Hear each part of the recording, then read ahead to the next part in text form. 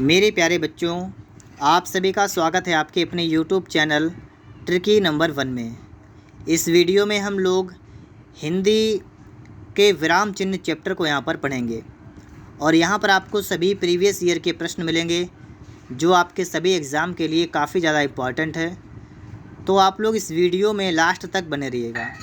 और यदि आप लोगों ने अभी तक चैनल को सब्सक्राइब नहीं किया है तो आप लोग चैनल को सब्सक्राइब भी कर लीजिएगा। यहाँ पर विराम चिन्ह चैप्टर की शुरुआत करते हैं और इससे पहले अगर आप लोगों ने वर्णमाला चैप्टर को नहीं पढ़ा है तो आप लोग उसे पढ़ लीजिएगा। उसका लिंक आपको इस वीडियो के डिस्क्रिप्शन बॉक्स में मिल जाएगा। तो चलिए यहाँ पर हम लोग सबसे पहले विराम चिन्ह के बारे में थोड़ा सा समझ लेते हैं, फिर हम लोग प्रश्नों की शुरुआत करते हैं। तो आप लोग यहाँ पर देखिएगा, आपके सामने आ चुके हैं विराम चिन्ह। देखिए, विराम चिन्ह में आप देखेंगे सबसे पहले पूर्ण विराम। तो पूर्ण विराम में सिर्फ एक सीधा डंडा होता है, इसे हम लोग कहते हैं पूर्ण विराम। फिर इसके बाद में आता है अपूर्ण विराम, जिसमें आपके 2 पॉइंट होते हैं, एक ऊपर एक नीचे, आप देख सकते हैं यहाँ पर है। इसका दूसरा नाम क्या होता है? उपविराम। आप चाहें इसे पहले अपनी कॉपी पर नोट कर लीजिएगा, ठीक है। फिर हम लोग प्रश्नों को हल करना शुरू करेंगे। सभी प्रीवियस ईयर के प्रश्न आपको मिलने वाले हैं। तीसरा आपका है अर्धविराम। तो अर्धविराम आप देख सकते हैं, एक आपका पॉइंट और एक आपका कॉमा लगा होगा। और अल्प विराम में सिर्फ आपका एक कॉमा लगा होता है। इन सभी का मतलब होता है कि आपको ठहरना है, किसी का मतलब होता है कि आपको पूर्ण तरीके से रुकना है, किसी का मतलब आपका होता है कि आप थोड़ी देर के लिए रुकेंगे और फिर आपका काम स्टार्ट हो जाएगा। इस तरीके से ये आपके सभी विराम चिन्ह होते हैं। इसके अलावा में आपके भाव चिन्ह होते हैं, जैसे आपका प्रश्नवाचक चिन्ह हो गया, आप सभी को पता है इस तरीके से होता है। विस्मयादिबोधक चिन्ह होता है, एक्सक्लेमेटरी, ठीक है। आपका नीचे एक पॉइंट और एक डंडा लगा होता है, ये देखिएगा आप लोग। निर्देशक, निर्देश देने के लिए आपका ये लंबा होगा डंडा, ठीक है, मतलब इस तरीके से। और योजक चिन्ह के लिए, योजक चिन्ह का मतलब जैसे हमने कहा दिन रात, तो दिन और इस तरीके से रात, तो इनके जो बीच लगता है इसे कहते हैं हम लोग योजक चिन्ह। ये कौन सा वाला? योजक वाला है। और ये निर्देशक वाला है, ये योजक से थोड़ा बड़ा होता है। कोष्ठक आप सभी को पता होगा। लाघव चिन्ह क्या होता है? ये गोल गोल होता है, जैसे हमने कहा लिखो पंडित, तो आपने पंडित कैसे लिखा? आपने पा लिखा और आपने ये इस तरीके से कर दिया। हमने कहा डॉक्टर, तो आपने इस तरीके से लिखा, ये कर दिया। तो ये आपका कौन सा होगा? ये आपका होता है लाघव चिन्ह। विवरण चिन्ह तो आपको पता है, इस तरीके से होता है। लोप चिन्ह कैसा होता है? जैसे हमने कहा कोई बात की, फिर हमने कहा कि डैश डैश कर दो, फिर आगे कुछ लिख दिया, तो जो डैश डैश होता है इसे कहते हैं लोप चिन्ह। और त्रुटि चिन्ह होता है, जिसे कहते हैं हंस पद चिन्ह। जैसे हमने कोई चीज़ छूट गई ऊपर लिखने के लिए, तो हमने कहा ऐसा करो, इसको ऐसे कर दो, इसके ऊपर लिख दो। एक वाक्य लिखा था, हमने कहा ऊपर लिख दो, तो ऊपर लिखने के लिए होता है त्रुटि चिन्ह या हंस पद लोप चिन्ह, ठीक है। इसके अलावा में अनुवृत्ति चिन्ह, ये होता है कि जैसे कोई बात ऊपर कही गई है तो उसको सेम नीचे उतारना है, तो आप कहते हैं सिर्फ कॉमा लगा दो, तो इस तरीके से होता है अनुवृत्ति। उद्धरण की बात करते हैं तो आपका क्या होता है? एक कॉमा में कोई चीज़ बंद कर दो तो हो जाएगी उद्धरण। और अवतरण का मतलब होगा कि अगर 2 कॉमा में आप कोई चीज़ बंद करें तो आपकी हो जाएगी अवतरण। अब हम लोग चलते हैं सीधे प्रश्नों की तरफ और देखते जाइएगा फटाफट से आप लोग यहाँ पर वीडियो को, ठीक है। यहाँ पर आप लोग देखिएगा, आपका प्रश्न नंबर 1 आ चुका है। यहाँ पर आपको सभी प्रश्न अल्प विराम से संबंधित मिलने वाले हैं। निम्नलिखित प्रश्न में 4 विकल्पों में से उस विकल्प का चयन करें जो विराम चिन्ह युक्त वाक्य का सही विकल्प हो। पहला वाला है सुख दुख उतार चढ़ाव। आप देखेंगे इन सभी के बीच में इन्होंने डैश लगा दिया है, योजक चिन्ह लगा दिया है, जो कि आपका पूर्ण रूप से गलत है। दूसरा आपका है सुख दुख। जब आपके विपरीत शब्द होते हैं जैसे दिन रात सुख दुख, तो इनके बीच में योजक चिन्ह आता है, तो यहाँ पर आपका हो जाएगा यहाँ पर डी वाला, ठीक है। देखिए सुख दुख हो जाएगा, फिर आपका कॉमा लगेगा, उतार चढ़ाव, फिर से आपका डैश, ठीक है, मतलब योजक चिन्ह आ गया, तो जीवन में आते रहते हैं। तो ये आपका वाक्य इस तरीके से बिल्कुल सही हो जाएगा, ठीक है। सुख दुख, कॉमा, उतार चढ़ाव, तो जीवन में आते रहते हैं। तो डी ऑप्शन हो जाएगा यहाँ पर, आप लोग यहाँ पर समझ सकते हैं, ठीक है, ये आपका लिखा हुआ है। अगले प्रश्न में फिर से आपसे वही बात कही गई है। क्या कहा गया है कि युक्त वाक्य का चयन करें, मतलब जो सही हो, विराम चिन्ह युक्त वाक्य जो उसका चयन करें। जैसे लिखा, काम वाली रोज़ आती है, काम करती है और चली जाती है। देखिए, जब भी और लगा होता है तो आपका चिन्ह नहीं लगता है, तो आपको ये तो पता होना चाहिए। इन सभी में आप लोग देखेंगे तो और के पास में कोई भी चिन्ह नहीं लगा है, लेकिन काम वाली रोज़ आती है, फिर काम करती है और चली जाती है, तो यहाँ पर आपका सी वाला होगा, ठीक है। इसमें कॉमा लगा यहाँ पर है, यहाँ पर कॉमा हमें ज़रूर चाहिए होगा, क्योंकि पहले क्या है, काम वाली दो जाती है, कॉमा काम करती है और चली जाती है, तो यहाँ पर आपका सी बन जाएगा, ठीक है। आप यहाँ पर देख सकते हैं, काम वाली दो आती है, कॉमा काम करती है और लगा हुआ है, तो लगाने की ज़रूरत नहीं है, चली जाती है, तो आपका यहाँ पर ये हो गया। अगले में क्या कहा गया है, अगले में कहा गया है कि विराम, उपयुक्त विराम चिन्ह का चयन कीजिए। अनिल घर आया, थोड़ी देर रुका और चला गया। देखिए अनिल घर आया, थोड़ी देर रुका और लगा है, तो यहाँ तो कुछ नहीं लगेगा, लेकिन यहाँ पर कुछ ना कुछ तो लगेगा। तो यहाँ पर आप क्या लगाएंगे, अल्प विराम लगा लेंगे, सी वाला, ठीक है, कि अनिल घर आया, फिर कॉमा लगाएंगे, थोड़ी देर रुका और चला गया, तो कॉमा यहाँ पर लग जाएगा आपका। अगला प्रश्न देखिएगा, यहाँ पर वही पूछा गया है, तो चलिए देखते हैं। यहाँ पर आप लोग समझिएगा क्या कहा गया है। मेरी सहेली के पास बहुत से नए नए खिलौने, कपड़े और जूते हैं, ये प्रश्न आपका यहाँ पर कहा गया है। अब इसको आप लोग देख लीजिएगा, ठीक है।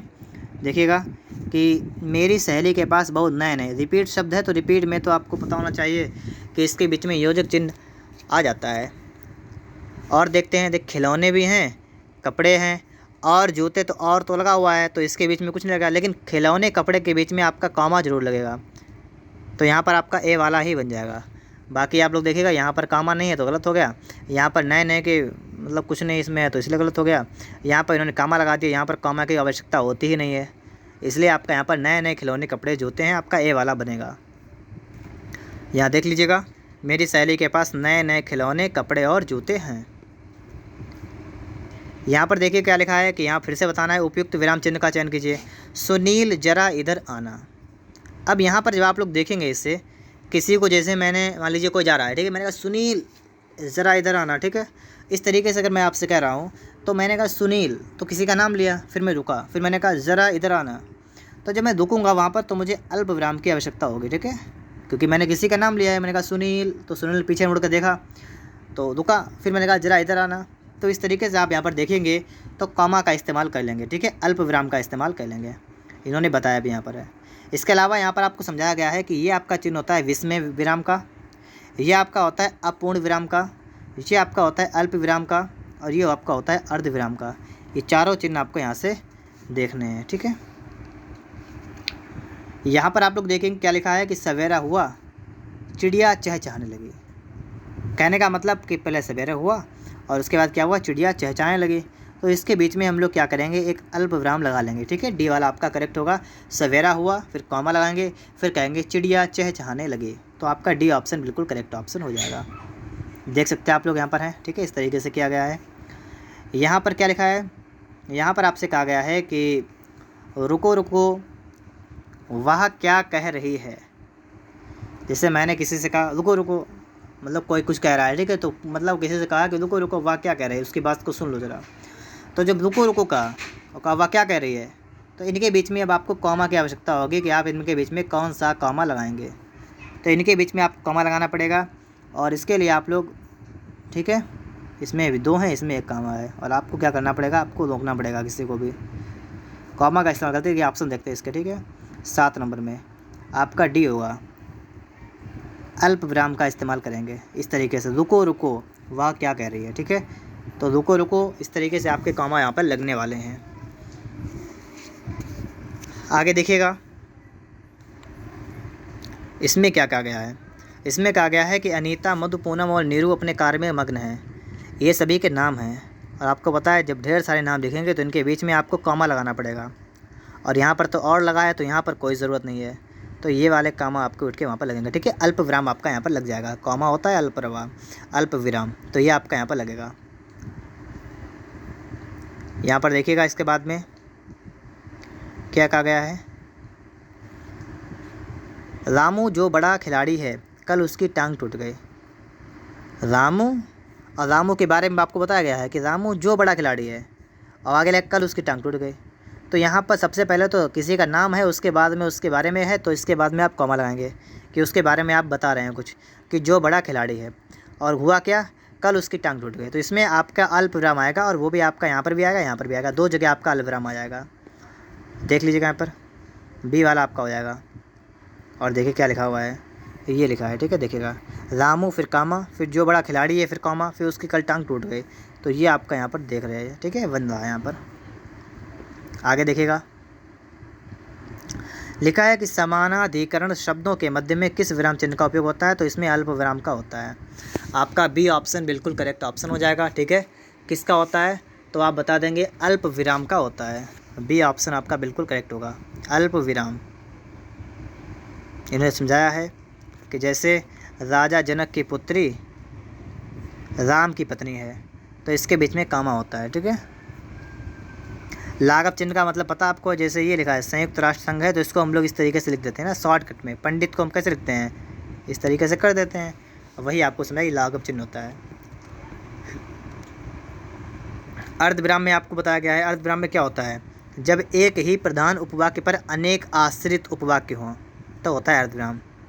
मतलब किसी एक पर अनेक आश्रित हों।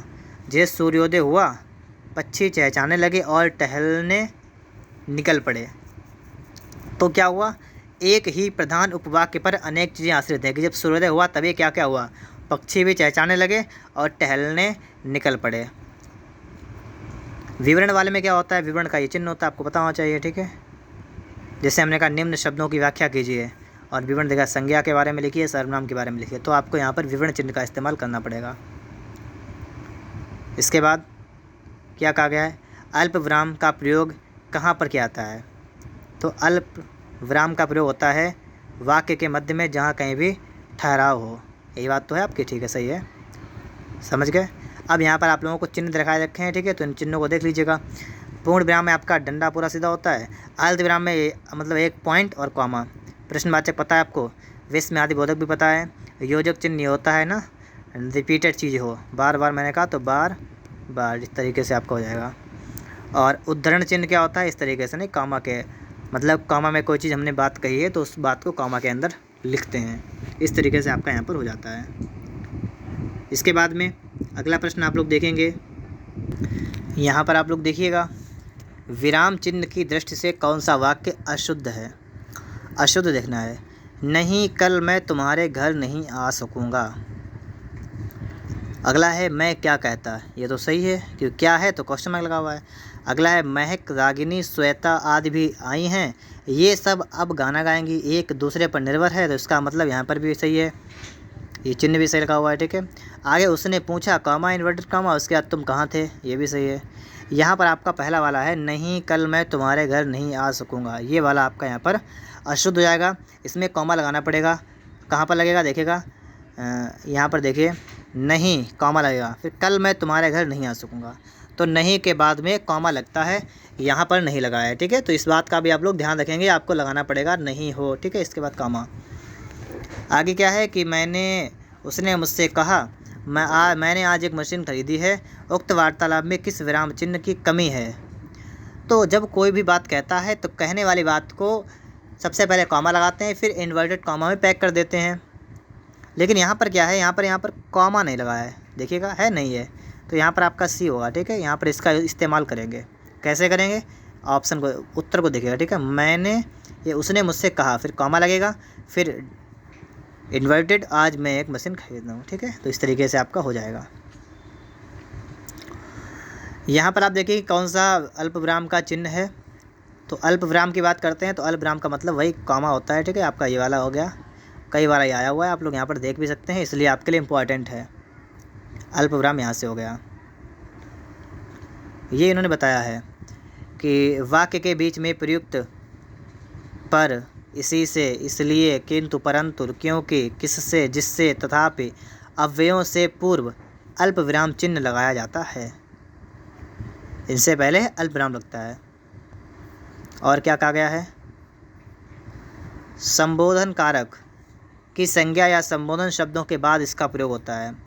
जिस वाक्य में वह, यह, तब, तो, या, अब इत्यादि का लोप हो वहाँ अल्प विराम का प्रयोग करते हैं। जैसे कहना था, सो गया, सो कह दिया, तुम जानो, तो अब जो है यहाँ पर लुप्त है।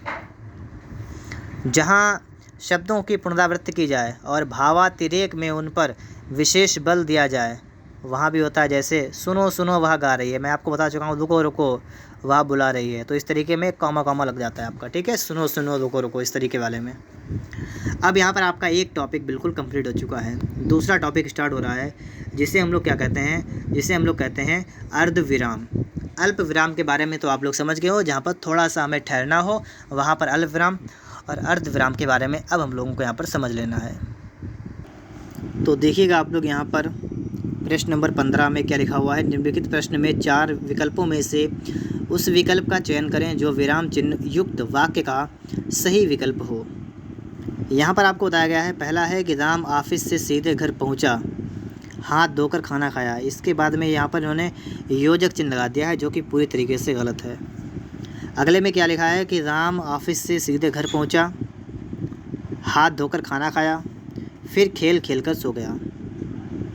अगले में आपका यहाँ पर कोई सा योजक चिन्ह नहीं लगा है, तो इसलिए ये तो गलत हो गया। और ये आपका यहाँ पर आगे ये वाला है और इसमें कामा लगा हुआ है। अब समझने वाली बात ये है कि इनमें से कौन सा आपका सही होगा, या तो ये वाला होगा या तो ये वाला होगा, इनमें से कोई एक सही होगा। देखिए, अर्धविराम का मतलब क्या होता है, जहाँ पर अल्प विराम की अपेक्षा थोड़ा सा ज़्यादा रुकना हो। अल्प विराम में क्या होता है, रुके तुरंत कहते हैं, जैसे मैंने कहा मोहन यहाँ आओ, तो इस कंडीशन में हमारा यहाँ पर अल्प विराम यूज होगा।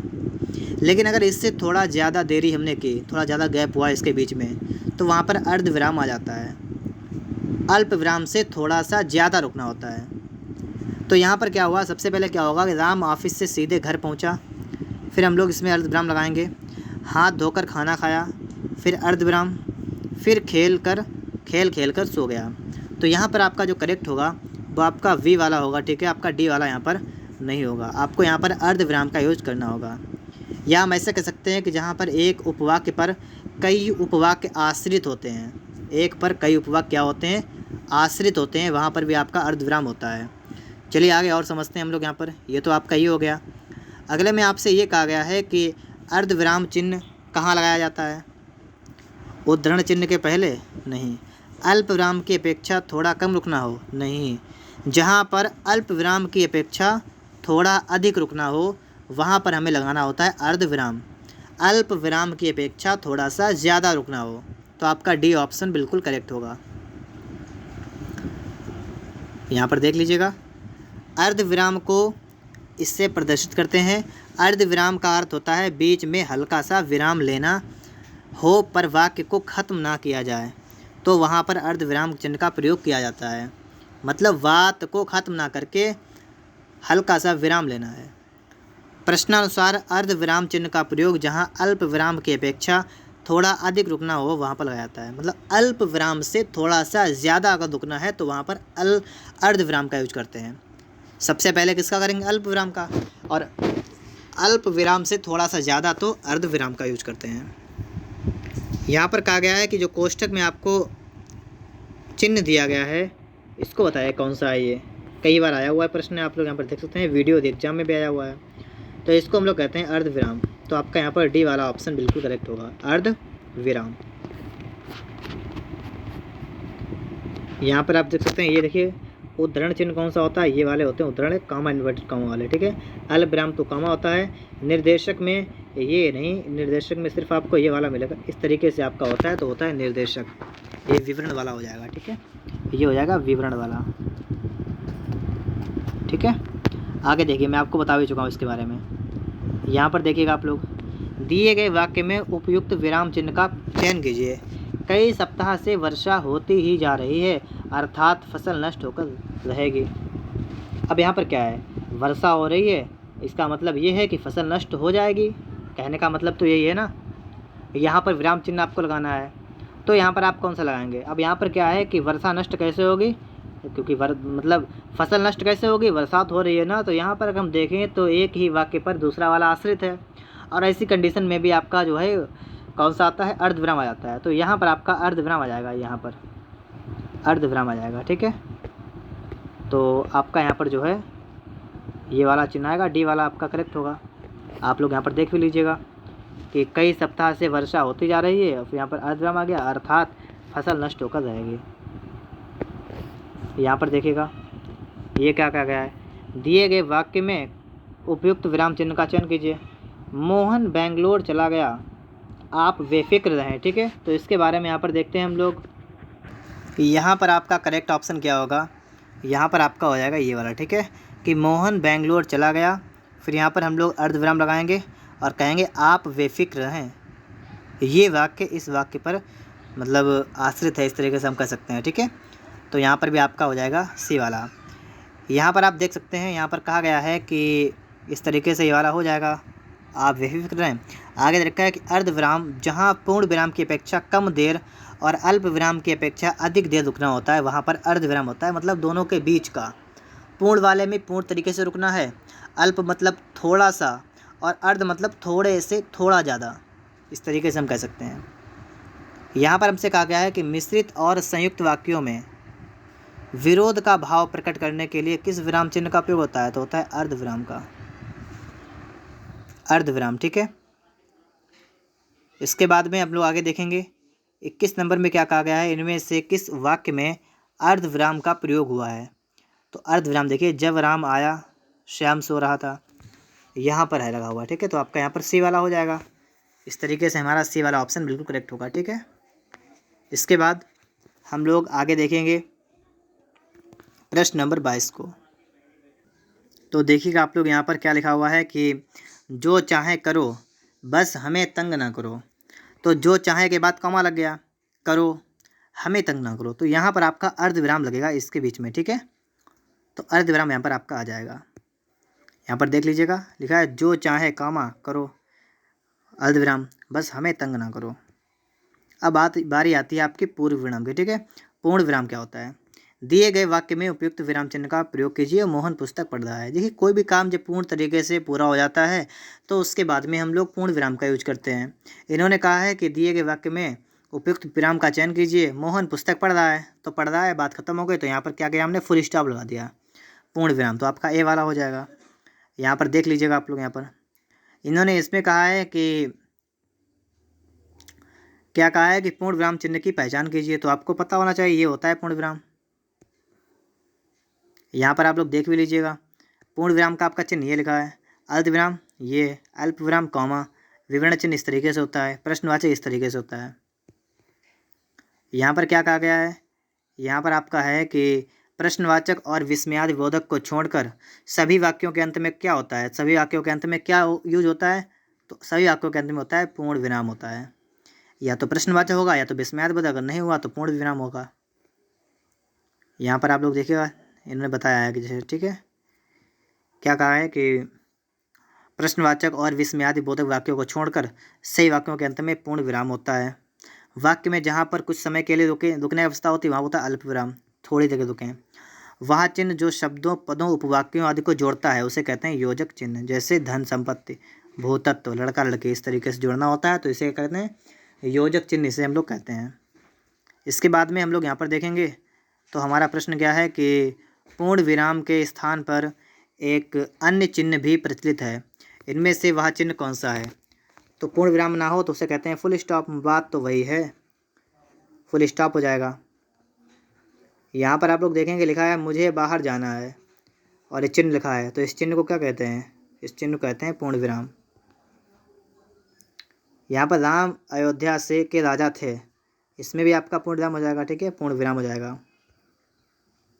यहाँ पर देखिएगा हंस पद या त्रुटि बोधक चिन्ह, ये क्या होता है, ये वहाँ पर होता है जहाँ पर हम कोई चीज़ भूल जाएं और उसके बाद में लिखते हैं। ये लिखा है जब किसी वाक्यांश में कोई शब्द या अक्षर लिखने में छूट जाता है तो उसे क्या कहते हैं, हंस पद या त्रुटि बोधक कहते हैं। इसके बाद में बारी आती है किसकी, प्रश्नवाचक चिन्ह की। प्रश्नवाचक चिन्ह कब होता है, जहाँ पर हम कोई प्रश्न करें वहाँ पर प्रश्नवाचक हो जाएगा। जैसे कहा गया दिए गए वाक्य में उपयुक्त विराम चिन्ह का चयन कीजिए। किधर चलें, तो यहाँ पर किधर आ गया, तो किधर के हिसाब से यहाँ पर हम क्या करेंगे, प्रश्नवाचक लगाएंगे, ठीक है, क्योंकि यहाँ पर कहा गया किधर चलें, तो प्रश्नवाचक यहाँ पर आ जाएगा, ठीक है। इसके बाद में अगला प्रश्न क्या है, अगले में है कि विराम चिन्ह बताइएगा, तुम कब आए, तो कब आ गया, तो कब का मतलब है यहाँ प्रश्नवाचक हो गया, तो आपका बी वाला हो जाएगा यहाँ पर। इसके बाद अगला प्रश्न क्या है, यहाँ पर उन्होंने बताया है, ठीक है, कि जैसे क्या है, कहाँ, कब, कैसे, क्यों, तो ये सभी जब होते हैं तो प्रश्नवाचक लगाते हैं, सिंपल सी बात है। इसे क्या कहते हैं, आपके सामने जो चिन्ह बना हुआ है, और ये देखिएगा कितनी बार पेपर में आ चुका है, यूपी ट्रिपल एससी में आ गया है, वीडियो में आया है, कांस्टेबल में भी आया है, 2 बार आया है कि इस चिन्ह को क्या कहते हैं। तो सभी को पता होना चाहिए कि इस चिन्ह कहते हैं प्रश्नवाचक। तो प्रश्नवाचक आपका बन जाएगा। इसके बाद एक वाक्य में विराम चिन्ह का गलत प्रयोग हुआ है। ये देखिए क्या लिखा है, क्या। तो अगर क्या आया है तो क्या आएगा, क्वेश्चन मार्क आएगा। तो आपका यहाँ पर ए वाला हो जाएगा। ठीक है, समझ गए आप लोग। यहाँ पर ए वाला आपका हो जाएगा। देखिएगा यहाँ पर, और आगे देखिएगा क्या कहा गया है कि देखिए इसका ऑप्शन जो है मैच नहीं कर रहा है। चलिए देखते हैं इसको पहले। उत्तर प्रदेश की राजधानी बताओ। ये वाक्य में विराम चिन्ह का गलत प्रयोग हुआ है। यह एक प्रश्नवाचक वाक्य है, अतः शुद्ध वाक्य होगा उत्तर प्रदेश की राजधानी बताओ। बताओ के बाद क्वेश्चन मार्क। देखिए यहाँ पर, हाँ ठीक है, एक बात तो ये हो गई। ठीक है, कि जब कोई भी किसी से प्रश्न पूछा आता है, हम आपसे कुछ भी पूछेंगे तो पूछने का मतलब हमने आपसे कोई प्रश्न किया है और प्रश्न करेंगे तो आप क्या करेंगे, आप प्रश्नवाचक चिन्ह का इस्तेमाल करेंगे। तो यहाँ पर तो बात आपकी सही है। ठीक है, कि यहाँ पर बताओ के बाद में क्या आएगा, क्वेश्चन मार्क आएगा। क्यों? क्योंकि हम किसी से प्रश्न पूछ रहे हैं।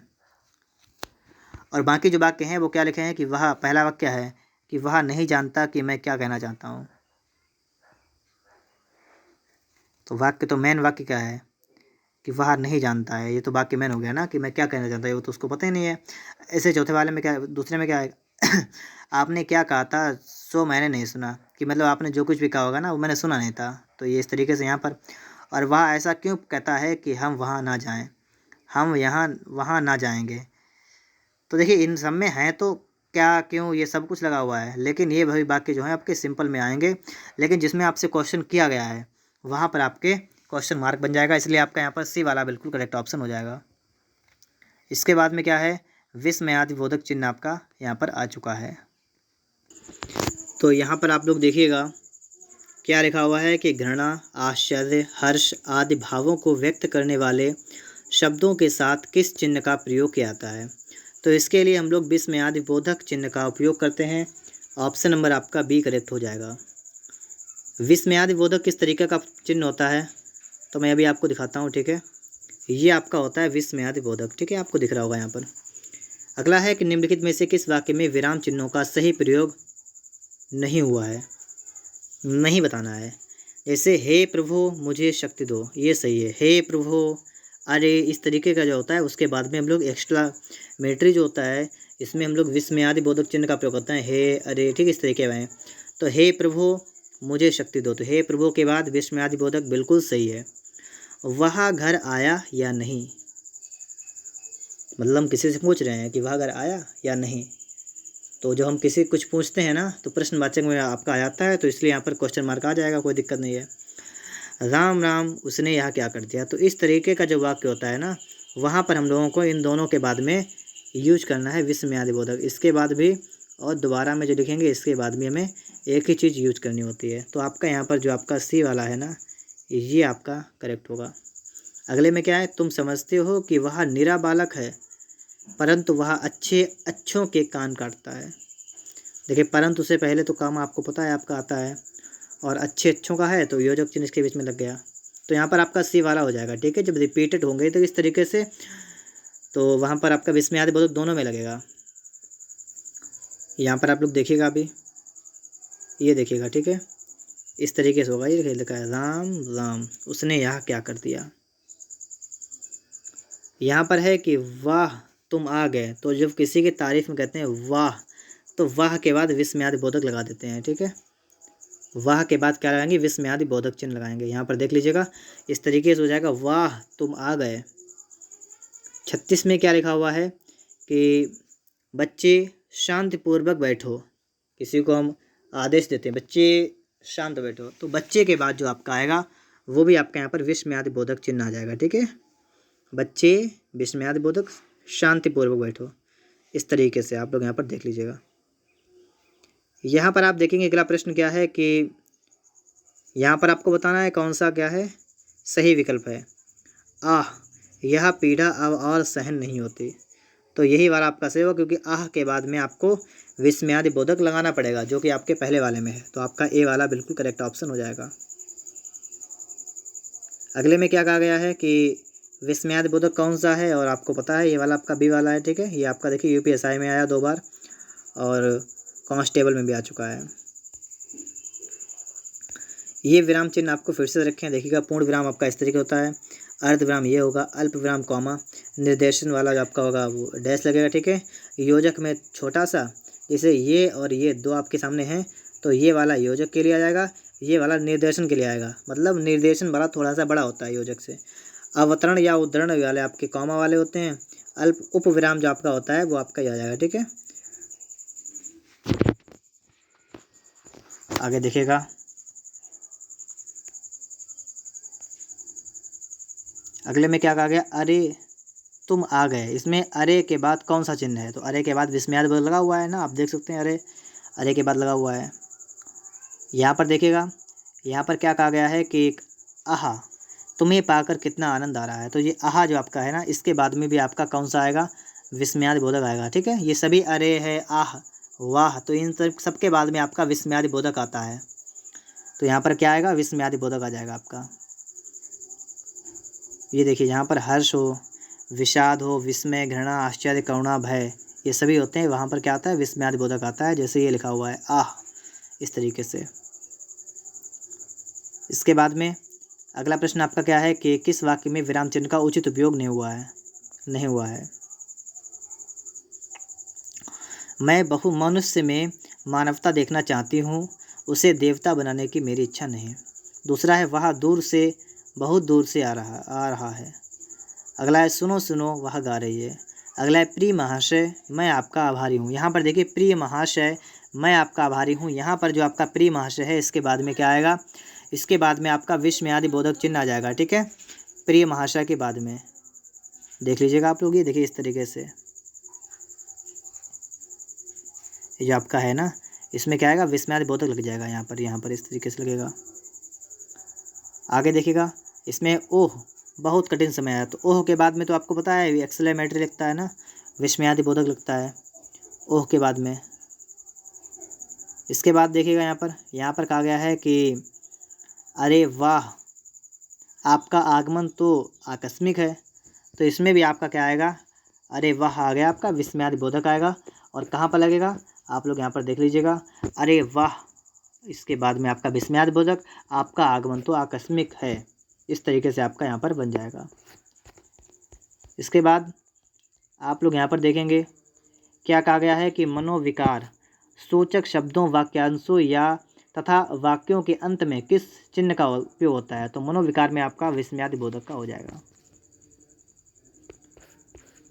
मन में जो विकार होते हैं जैसे ओह, इस तरीके से नहीं, वाह, आह, ये जो आपके होते हैं सभी में क्या आता है, विस्मयादि बोधक चिन्ह आपका आ जाता है। और प्रश्नवाचक में जब किसी से प्रश्न पूछा जाए, प्रश्न क्या आता है, जैसे तुम्हारा क्या नाम है, इस तरीके से अपना नाम बताओ, तो इसमें प्रश्न पूछा तो प्रश्नवाचक आ जाएगा। प्रश्नवाचक में सिंपल सा है कि जब किसी से प्रश्न किया जाए तो वहाँ पर प्रश्नवाचक होता है। अगले में क्या है, हे भगवान मेरी रक्षा करो, इसमें क्या आएगा, तो इसमें भी आपका क्या आएगा, विस्मयादि बोधक आ जाएगा हे भगवान के बाद। देख लीजिएगा इस तरीके से होगा, हे भगवान मेरी रक्षा करो, तो हे भगवान इस तरीके से आपका बन जाएगा। अगले में देखिएगा क्या लिखा है, कौन सा वाक्य अशुद्ध है। पहला क्या है, बस हो गया रहने दीजिए। अगला ऊंच नीच, अमीर गरीब समाज की विभाजक रेखाएं हैं। अगला है क्या आप पटना के रहने वाले हैं। अगला है वाह तुम्हारे क्या कहने, बहुत ऊपर तक जाओगे। तो इसमें जो आपका डी वाला है ना, तो इसे इस तरीके से आप लोग कहेंगे, वाह तुम्हारे क्या कहने, बहुत ऊपर तक जाओगे। तो एक यहाँ पर और एक इसमें भी लगेगा, मतलब आपके 2 विस्मयादि बोधक चिन्ह आपके इस वाले में लग जाएंगे। इसके बाद में यहाँ पर आप लोग देखेंगे क्या लिखा है कि विवरण या योजक चिन्ह, इसके बारे में आपको यहाँ पर देखना है, ठीक है। तो देखिएगा इसे भी। प्रश्न यहाँ पर क्या है कि आना जाना में अपेक्षित विराम चिन्ह कौन सा है। तो आना जाना है ना, दिन रात होती है, इसमें क्या लगता है, योजक चिन्ह लगता है, ठीक है। तो यहाँ पर आपका आ जाएगा योजक चिन्ह। यहाँ पर आप लोग देखिएगा योजक चिन्ह ये होता है इस तरीके से, प्रश्नवाचक ये है और अर्धविराम ये हो गया, पूर्ण विराम ये हो गया। अगले में क्या कहा गया, निम्नलिखित में से 4 विकल्पों में से उस विकल्प का चयन करें जो सही विकल्प है। ठीक है, सही वाला। वर्णों के आधार पर संधि के 3 भेद होते हैं, स्वर संधि और इसमें देखिए व्यंजन संधि। इसके बीच में कॉमा लगना चाहिए, नहीं लगा है तो गलत हो गया। दूसरे में वर्णों के संधि के आधार पर 3 भेद होते हैं, इन्होंने इसको ब्रैकेट के अंदर पैक कर दिया, जो कि नहीं करना चाहिए क्योंकि योजक चिन्ह यहाँ पर लग चुका है। इसके अलावा में स्वर संधि के बाद कॉमा लगेगा, तो ये भी आपका गलत हो गया। यहाँ पर आप लोग देखेंगे क्या लिखा हुआ है कि वर्णों के आधार पर संधि के 3 भेद होते हैं, इसमें डैश नहीं लगा, ये गलत हो गया। ठीक है, ये आपका होगा सही। वर्णों के आधार पर संधि के 3 भेद होते हैं, स्वर संधि, व्यंजन संधि, विसर्ग संधि। अगले में क्या है कि जून जुलाई में यहाँ बहुत बारिश होती है। जून जुलाई आपका लिखा हुआ है, इसके बीच में आपका योजक चिन्ह लगेगा। ठीक है, जून डैश जुलाई, तब आपका सही हो जाएगा। देख लीजिएगा, जून जुलाई इस तरीके से होगा आपका। लास्ट आपका 50 है। ठीक है, इसके बाद इसकी अगले वीडियो में बात करते हैं। और इसमें क्या कहा गया है कि विराम चिन्ह में से कौन सा विवरण चिन्ह है। तो विवरण वाला मैं आपको बता चुका हूँ, इस तरीके से आपका होता है, इसे कहते हैं विवरण चिन्ह। तो 50 प्रश्न आप लोगों ने यहाँ पर कंप्लीट कर लिए हैं। इसके साथ में आप लोग यहाँ पर और देख लीजिएगा इन चिन्हों को भी। वीडियो पसंद आया हो तो इसे लाइक करिएगा। चैनल पर पहली बार आए हैं तो आप लोग चैनल को सब्सक्राइब भी कर लीजिएगा। मिलते हैं नेक्स्ट वीडियो में।